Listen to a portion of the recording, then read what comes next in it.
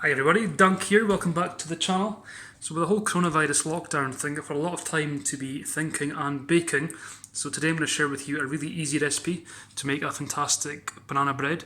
So what you'll need is 2 eggs, overripe sort of bananas, baking powder, butter, caster sugar and self-raising white flour. So I'll show you how you can put all that together and make a really nice tasty banana bread. So as with all of these baking recipes that you'll read, what you want to do before you start preparing it is preheat the oven to 180 degrees, 180 degrees or 160 fan.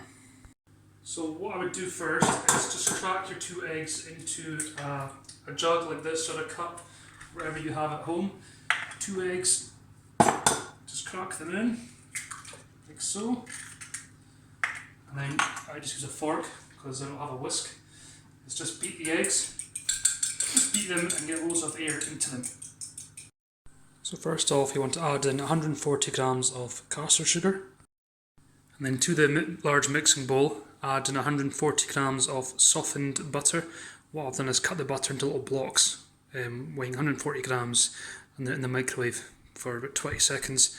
Add that to the caster sugar in the big large bowl, like so.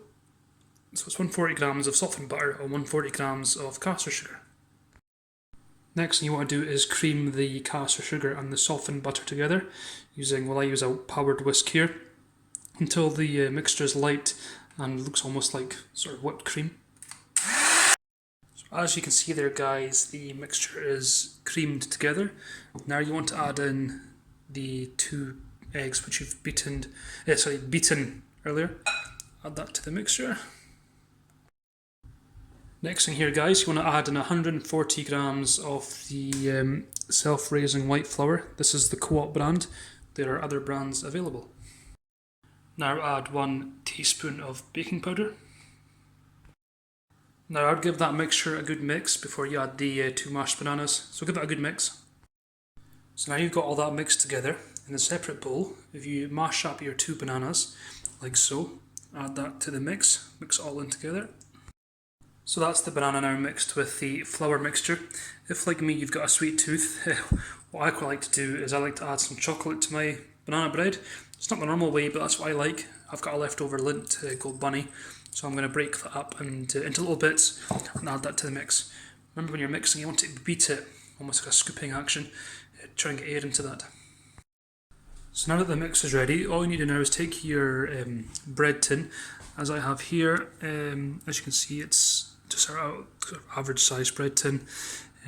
I take a little tiny bit of butter and grease up the entire sides of the tin, including on the top bit just here, just in case.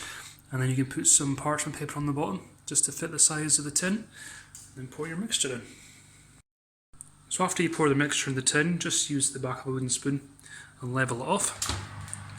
Put the tin into your preheated oven and bake for 30 minutes. All that's left now is to lick the whisk. My bread has been in for about 40 minutes. I know I did say half an hour, but that's why it's always good to check. It's taken about 40 minutes for it to cook. So what you want to do is it's nice and golden brown on the top. Put a knife in, pull it out, and just make sure the knife is clear. And as long as the knife is clear, then the banana bread is cooked. Enjoy.